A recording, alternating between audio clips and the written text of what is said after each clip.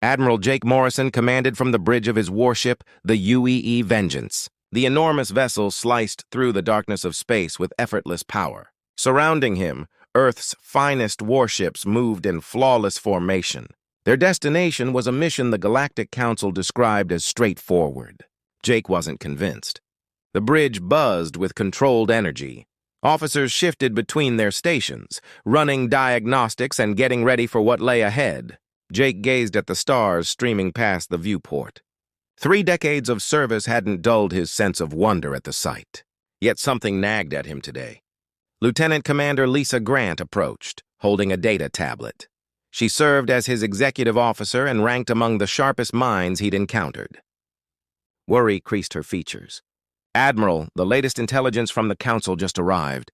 According to them, the Zephyrians use outdated technology and sluggish vessels. This operation should be straightforward.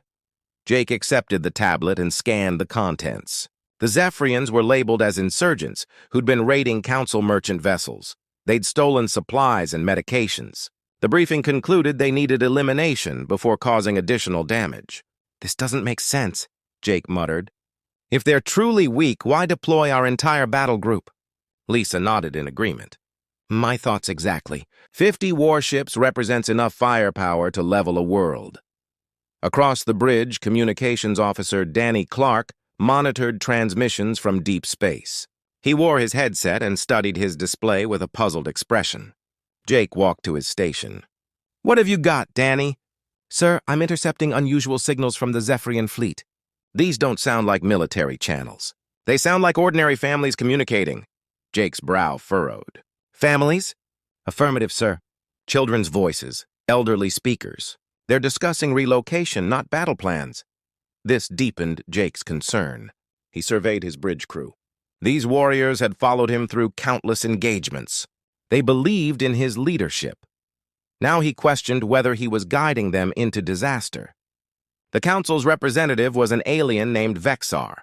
He belonged to the Alaran race. They resembled elongated humans with metallic skin and enormous dark eyes. Vexar remained in the ship's conference chamber, constantly transmitting reports to the Council. Jake decided to confront him. He located Vexar working at an unfamiliar alien interface.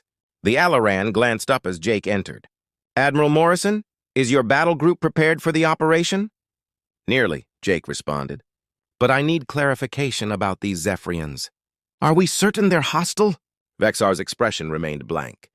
"The Council has provided all necessary intelligence. The Zephyrians are rebels. They require elimination.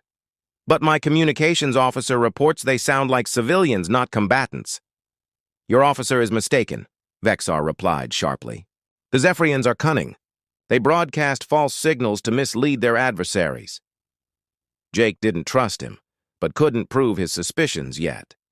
He departed the conference chamber to locate his chief engineer. Chief Engineer Kate Sullivan worked in the engine room, maintaining the ship's weapon arrays. Grease covered her uniform, and exhaustion showed on her face.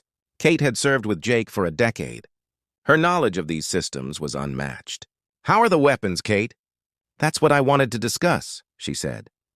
"Yesterday, something odd happened. The Council's technical team modified our firing systems. They claimed it was an enhancement." "What kind of modifications?" Kate wiped her hands on a rag. "They installed new command codes. They said it would improve our targeting accuracy, but I've examined the programming and it's different from what they described." She guided Jake to a terminal displaying code. "Examine this. These commands will prevent us from firing on vessels with the correct signal, but they'll also force us to fire on anything designated as a target." Jake felt ice in his veins. "You're saying someone could control our weapons?" "Precisely. Someone could make us attack anything they choose and we couldn't prevent it." Jake considered this development. If the Council could command their weapons, this entire mission was a trap. But what was their goal? He summoned a meeting with his senior officers. Captain Ben Hayes commanded the UEE Thunder. Captain Amy Rodriguez led the UEE Lightning. Both were trusted friends and skilled commanders. They gathered in the ship's primary conference room. "I believe we're walking into a trap," Jake informed them. He explained Kate's discovery and Danny's intercepted communications. Ben Hayes looked furious. "The Council is using us?" "I believe so, but their endgame isn't clear yet." Amy Rodriguez looked troubled. What's our move? We can't simply abandon the mission. No, we can't, Jake agreed. But we need to prepare for anything. Danny Clark rushed into the room. Admiral, you need to hear this immediately. I just intercepted a council transmission. He played the recording. It was in the council's dialect, but the computer provided translation. The message came from a council admiral to his forces. Wait until the humans eliminate the Zephyrians, then engage the human fleet. Make it appear the humans became unstable and attacked indiscriminately. Silence filled the room. Jake felt nauseous. The council wasn't just using them to attack innocents. They planned to destroy Earth's fleet as well. How long until we encounter the Zephyrians? Jake asked. 6 hours, Lisa answered. Jake rose. Then we have 6 hours to develop a survival plan. Kate, can you bypass those command codes? I can attempt it, but it won't be simple. Do your best. Ben, Amy, prepare your vessels for real combat. We're not just facing the Zephyrians anymore. As his officers departed to prepare, Jake stared at the stars. Somewhere out there, the Council's armada waited to destroy them. And elsewhere, innocent families were about to become collateral damage. Jake had dedicated his life to defending Earth and its partners. Now he had to protect his people from the very organization they'd trusted. The coming hours would determine everyone's fate. He returned to the bridge where his crew worked intensely to prepare for combat. They remained unaware of the Council's betrayal. Jake would need to inform them soon. But first, he needed a strategy to keep everyone alive. The stars continued streaming past the viewport as the UEE Vengeance flew toward what could be its last battle. 6 hours passed. The human warfleet emerged from hyperspace near the Zephyrian vessels. Admiral Jake Morrison stood on the bridge of the UEE Vengeance, staring at what appeared through the viewport. His heart dropped. The Zephyrian ships bore no resemblance to warships. They were ancient cargo haulers and passenger transports. Paint flaked from their hulls and many showed makeshift repairs covering breaches. These weren't the vessels of dangerous insurgents. These were the ships of desperate refugees.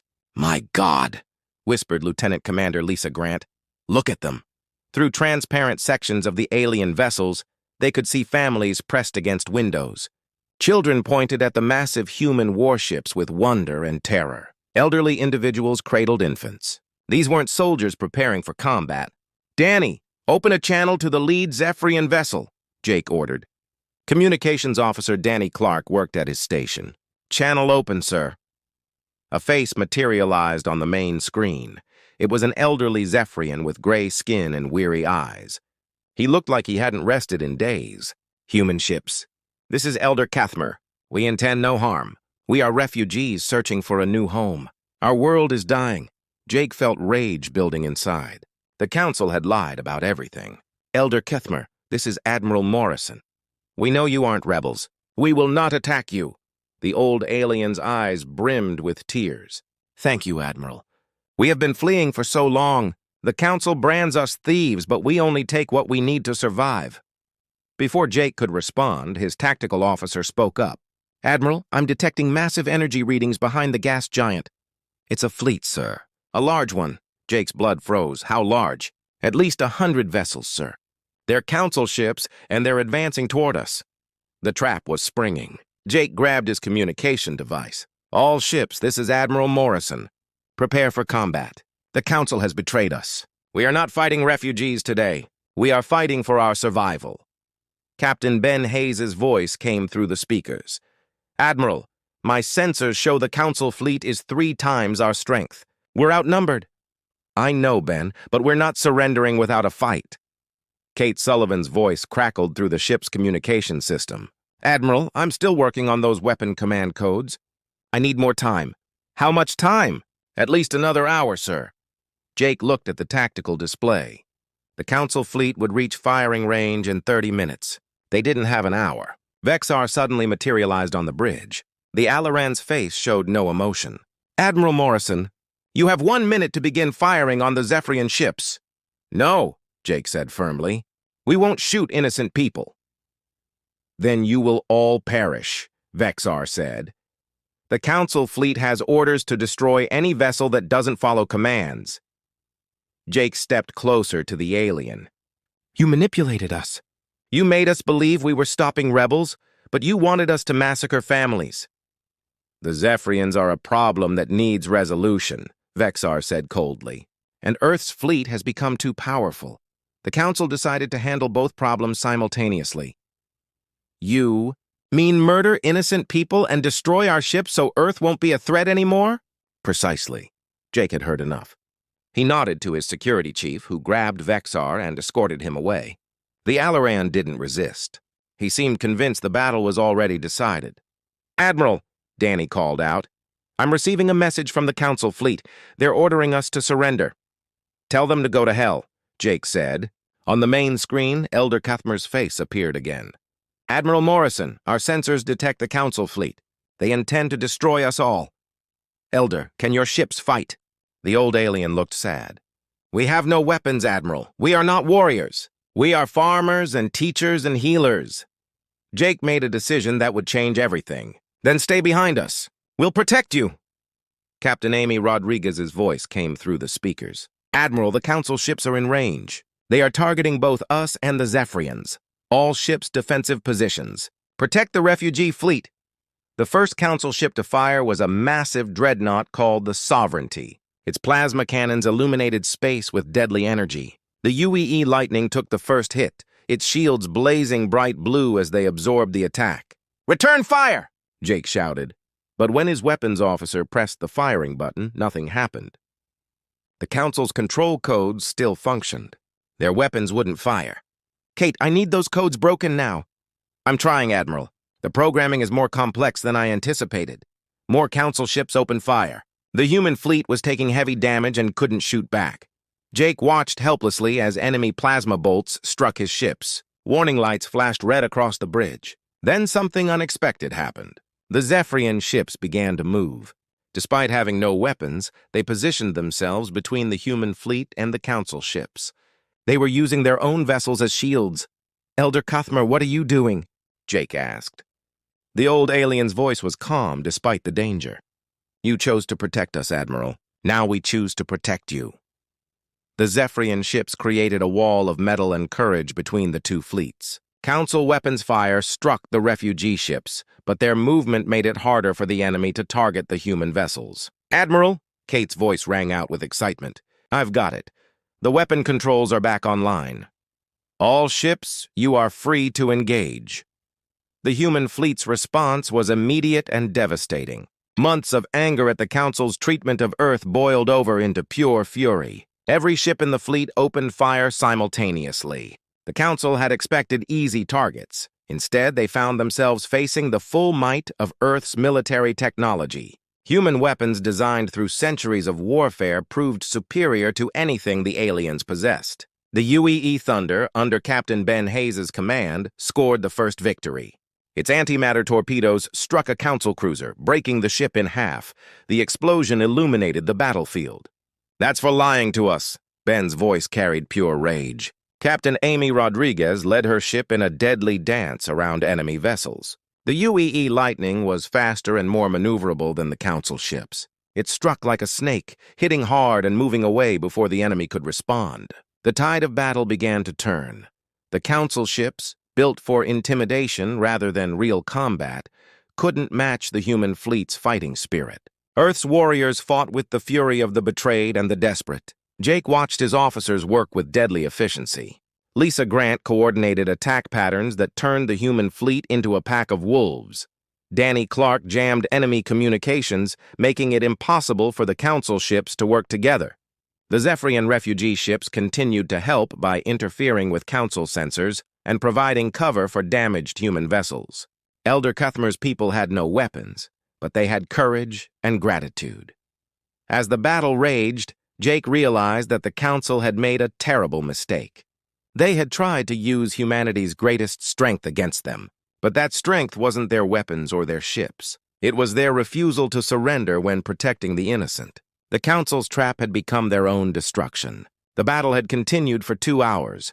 Admiral Jake Morrison watched from the bridge of the UEE Vengeance as his fleet tore through the Council's ships like wolves hunting deer. The betrayal had awakened something deep inside every human warrior. They fought with a fury that surprised even themselves. "Admiral, The Council flagship Sovereignty is attempting to retreat, reported Lieutenant Commander Lisa Grant. Jake's eyes narrowed. Not today. Danny, patch me through to all ships. Communications Officer Danny Clark nodded. You're on, sir. All ships. This is Admiral Morrison. The Council thought they could use us and throw us away. They thought they could make us kill innocent people and then destroy us. They were wrong. Show them what happens when you betray humanity. The response was immediate.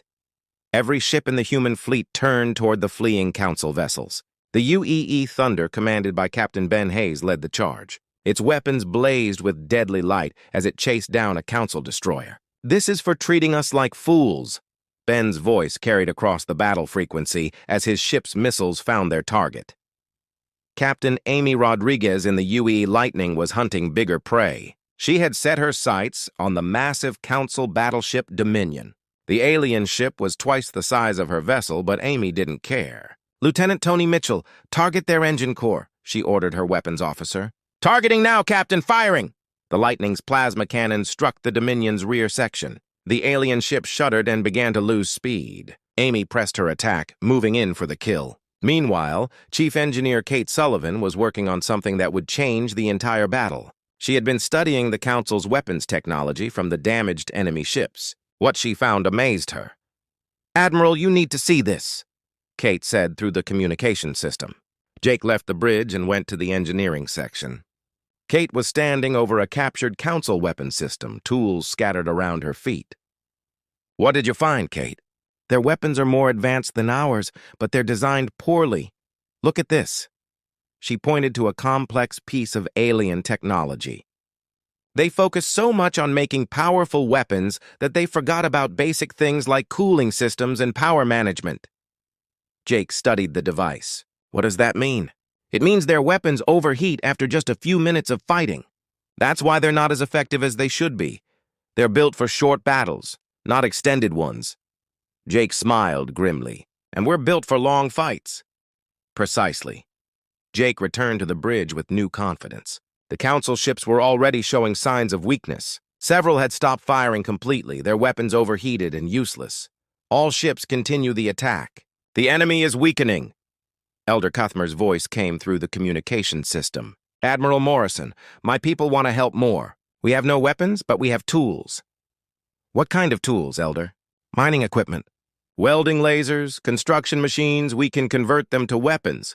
Jake was impressed by the old alien's determination. Do it. Any help is welcome.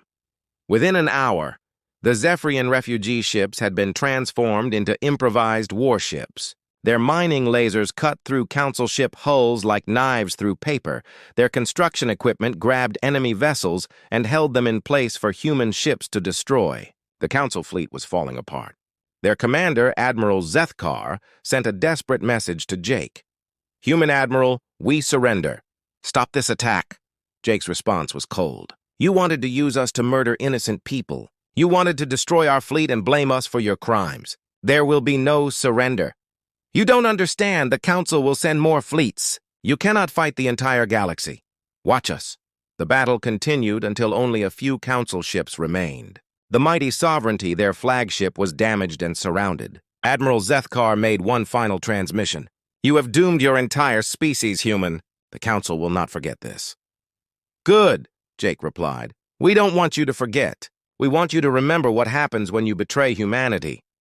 The Sovereignty exploded in a ball of fire and metal.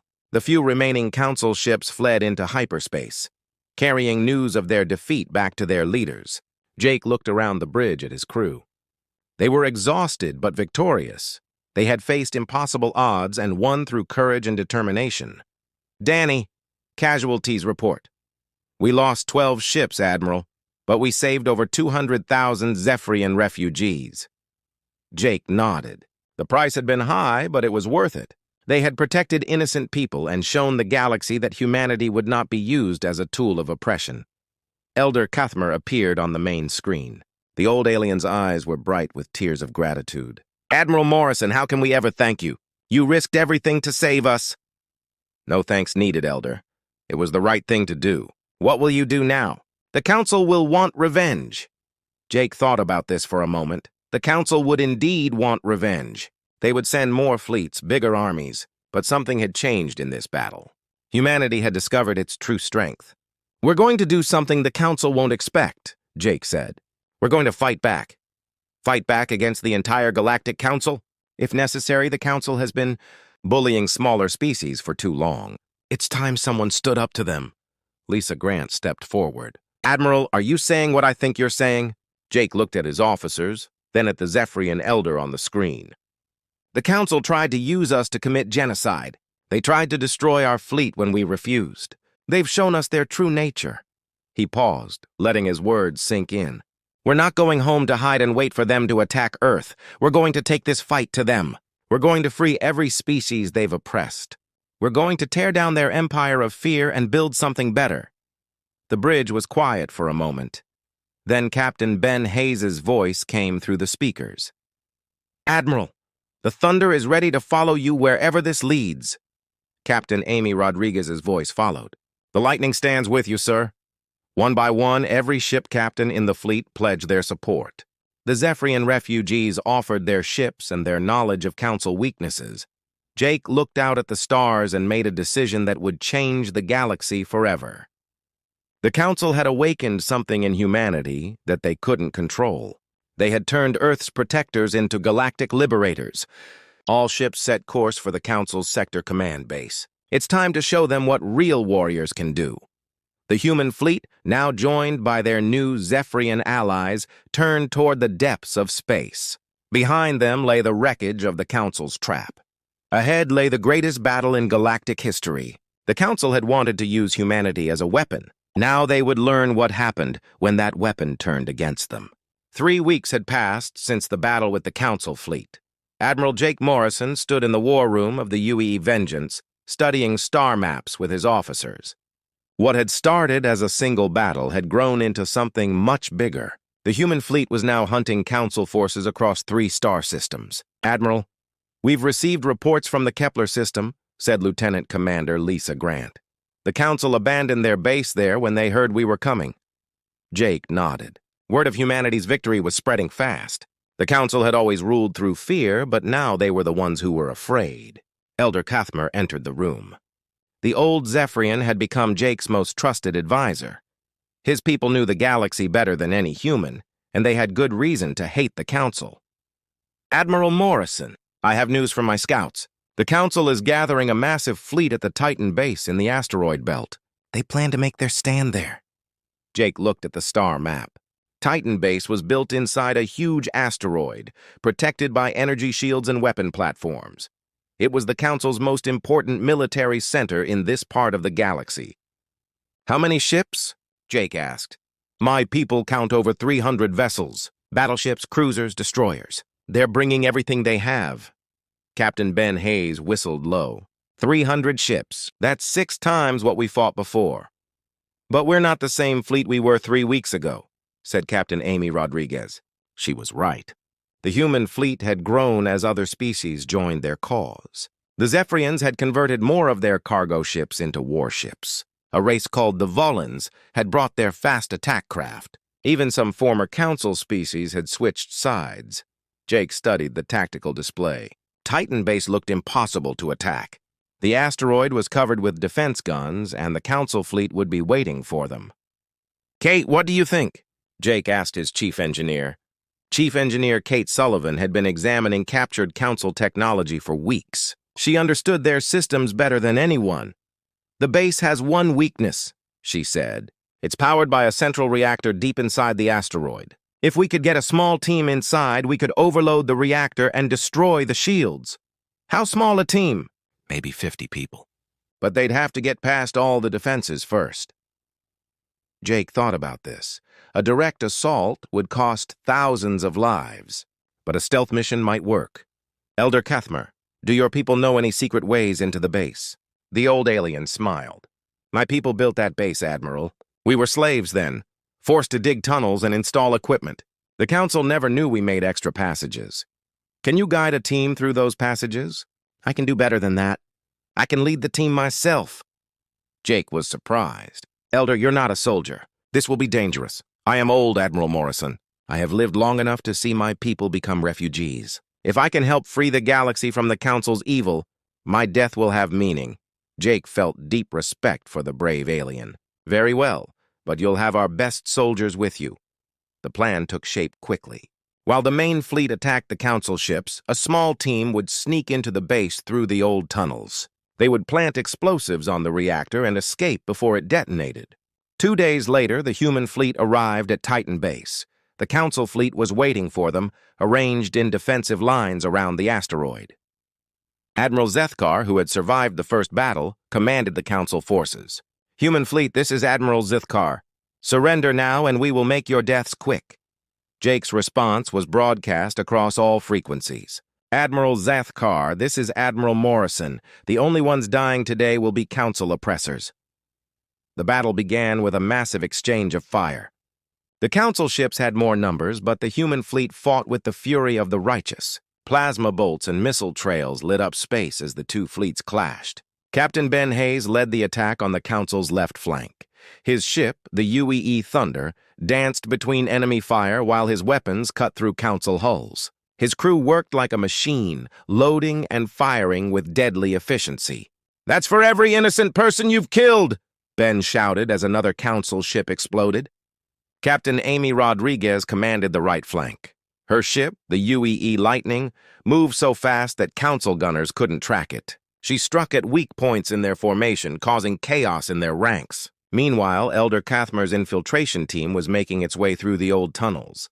The passages were narrow and dark, carved from solid rock decades ago. The team moved carefully, avoiding Council security patrols. "The reactor chamber is just ahead," whispered the old Zephyrian. "Be ready for guards." Lieutenant Tony Mitchell led the human soldiers. They moved like shadows through the tunnels, their advanced equipment making them nearly invisible. When they reached the reactor chamber, they found it lightly guarded. "Only 6 guards," Tony reported. "We can take them quietly." The assault was over in seconds. The Council guards never had a chance to raise an alarm. Tony's team quickly planted explosives around the massive reactor that powered the base's shields. "Charges set," Tony reported. "We have 10 minutes to get out." But as they tried to leave, alarms started ringing throughout the base. Someone had discovered the dead guards. "Run!" Elder Cuthmer shouted. The team raced through the tunnels as Council soldiers poured into the base. Laser fire filled the narrow passages. 2 human soldiers were hit, but their teammates carried them forward. Outside, the space battle was reaching its climax. The Council fleet was fighting desperately, but human tactics were proving superior. Jake watched as his ships systematically destroyed enemy vessels. "Admiral, we're getting a signal from the infiltration team," reported Communications Officer Danny Clark. Elder Cathmer's voice came through the speakers. "Admiral Morrison, the charges are set, but we're trapped in the tunnels. The Council has found us." Jake felt his heart sink. The brave old alien and his team were going to die. "Elder, can you reach the escape ships?" "Negative, Admiral. Too many enemies. But the mission is complete. The reactor will overload in 5 minutes."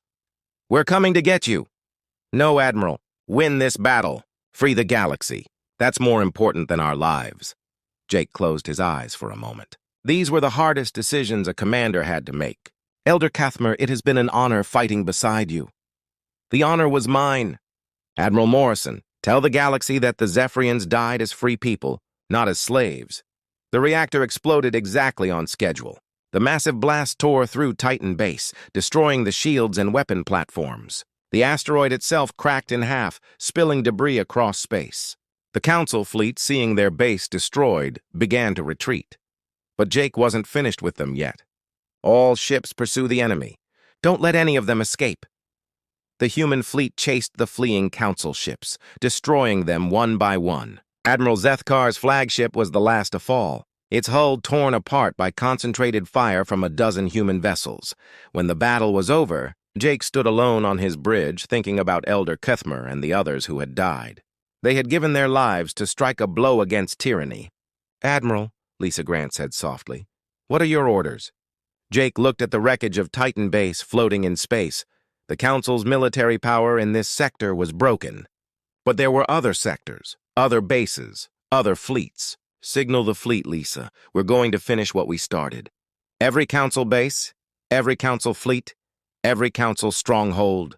We're going to tear down their empire piece by piece. Sir, that could take years. Then it will take years. The galaxy deserves to be free. The human fleet turned toward the next target, carrying the hopes of every oppressed species in the galaxy. The Council's reign of terror was coming to an end. 6 months had passed since the destruction of Titan Base. Admiral Jake Morrison's fleet had grown from 50 ships to over 500. Dozens of alien species had joined the fight against the Council. What had started as one betrayed human fleet had become a galactic revolution. Now they faced their greatest challenge yet. The fortress world of Centralist Prime hung before them like a giant metal moon. This was the Council's capital, the heart of their empire. Massive orbital defense platforms surrounded the planet, each one larger than a human battleship. Admiral, our sensors show over 1,000 defense platforms, reported Lieutenant Commander Lisa Grant. And that's just what we can see. Jake studied the tactical display. Centralist Prime was supposed to be impossible to attack. Energy shields covered the entire planet. Automated weapon systems could destroy entire fleets. The Council had spent centuries making their capital unreachable. "Kate, tell me you have good news," Jake said to his chief engineer. Chief Engineer Kate Sullivan smiled. "I do, Admiral. Remember those weapon control codes the Council put in our ships 6 months ago? I've been studying them this whole time. What did you find?" The codes were connected to the Council's main defense network. "I can use them to confuse their planetary shields. Instead of protecting them, the shields will work for us." Jake felt hope rise in his chest. "How long do you need?" "Give me 1 hour after we start the attack. I can synchronize our weapons with their shield frequency. We'll be able to punch right through their defenses." Captain Ben Hayes' voice came through the communications system. "Admiral, we're getting a transmission from the planet." The main screen showed a familiar face. It was Vexar, the same Alaran who had betrayed them 6 months ago. He looked older and tired. "Admiral Morrison, you have come far from that first battle. But this is where your rebellion ends. Surrender now, and we will allow your people to live as slaves." Jake's response was cold and hard. "Vexar, you had your chance to treat us with respect. You chose betrayal instead. Now you'll face the consequences. You cannot win, human. Our defenses are perfect. Your ships will be destroyed before you even reach the atmosphere." "We'll see about that." Jake cut the transmission and turned to his officers. "Signal all ships. Begin the attack." The battle for Centralist Prime started with the largest space battle in galactic history. Human ships, Zephyrian cargo vessels converted to warships, Volan attack craft, and ships from dozens of other species all moved forward together. The Council's defense platforms opened fire first. Beams of energy lanced through space, striking the attacking fleet. Several ships exploded immediately, their hulls torn apart by the massive weapons. But the Liberation Fleet kept coming. Captain Amy Rodriguez led a squadron of fast ships between the defense platforms, targeting their power cores. Her ship, the UEE Lightning, danced through enemy fire like a bird in a storm. "Tony, target that platform's main gun," she ordered her weapons officer. Lieutenant Tony Mitchell's shot was perfect. The defense platform's weapon exploded in a ball of fire and metal. Meanwhile, Captain Ben Hayes was leading a direct assault on the planet's orbital defense ring. His ship, the UEE Thunder, took heavy damage but kept fighting. Sparks flew across his bridge as enemy fire shook the vessel. "Hull breach on Deck 7, his engineer reported. "Seal it off and keep fighting," Ben shouted back. The Zephyrian ships, commanded by the nephew of the late Elder Kathmer, used their mining equipment to tear apart Council defense stations. Young Kafar had inherited his uncle's courage and tactical mind. "For Elder Kathmer!" he cried as his ship's drilling laser cut through a defense platform's armor. After an hour of brutal fighting, Kate Sullivan's voice rang through the fleet. "Admiral, I've broken their shield codes. All ships can now target the planet directly." The effect was immediate and devastating. The Council's mighty planetary shields, which had protected Centralist Prime for over 1,000 years, flickered and died. The planet lay exposed before the Liberation Fleet. But Jake didn't order an immediate bombardment. Instead, he sent a message to the planet below. "People of Centralist Prime, this is Admiral Morrison of the Human Liberation Fleet. We are not here to destroy your world or harm innocent civilians. We are here to free you from the Council's tyranny. The response came from the planet's defense command. Human fleet, this is General Viver. We will never surrender to inferior species. Then you've made your choice. Jake ordered his ships to target only military installations and government buildings. The bombardment was precise and devastating. Council military bases exploded in brilliant flashes of light. Government buildings collapsed as human missiles found their targets. Communications officer Danny Clark intercepted hundreds of transmissions from the planet. Admiral, civilian populations are celebrating in the streets. They're actually cheering for us. Jake wasn't surprised. The Council had ruled through fear for too long. Most species in the galaxy were ready for freedom. The final phase of the battle began when Jake led a ground assault on the Council's Supreme Command Center. The building was a massive pyramid in the center of the planet's capital city. This was where the Council's leaders had made their decisions for centuries.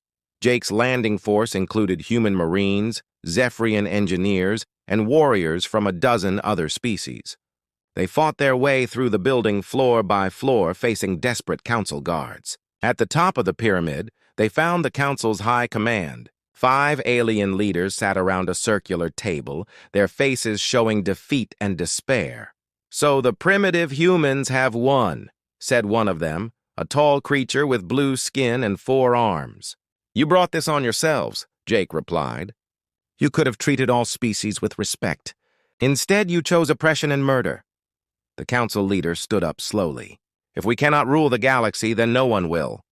We have activated the planet's self-destruct system. Centralist Prime will explode in 10 minutes, taking your fleet with it." Jake felt cold fear. Millions of innocent people lived on this planet. He couldn't let them die for the Council's crimes.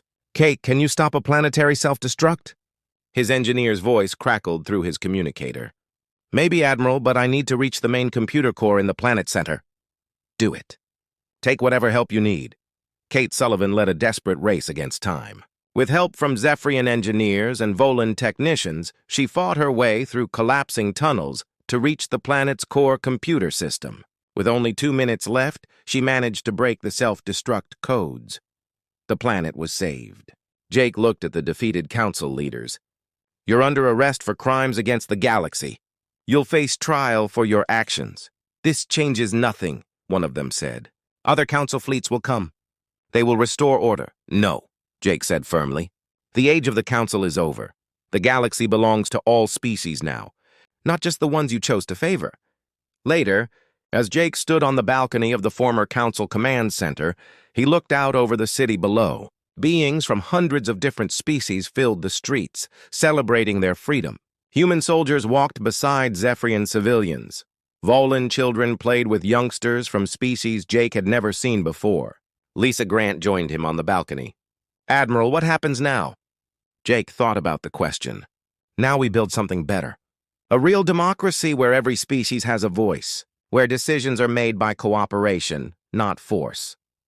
It won't be easy. Nothing worthwhile ever is. But we've proven that when free people work together, they can accomplish anything." Danny Clark's voice came through Jake's communicator. "Admiral, we're receiving surrender messages from Council fleets across the galaxy. The word is spreading. The revolution is succeeding everywhere." Jake smiled. 6 months ago, he had been a betrayed admiral fighting for his life. Now, he was the leader of a galactic liberation movement that had changed the course of history. The Council had tried to use humanity as a weapon of oppression. Instead, they had forged Earth's people into something much more powerful, the guardians of galactic freedom. As the sun set over Centralist Prime, Jake knew that the galaxy would never be the same. The age of tyranny was over. The age of freedom had begun, and humanity had played a crucial role in making it happen. The stars themselves seemed brighter now that they shone on a free galaxy.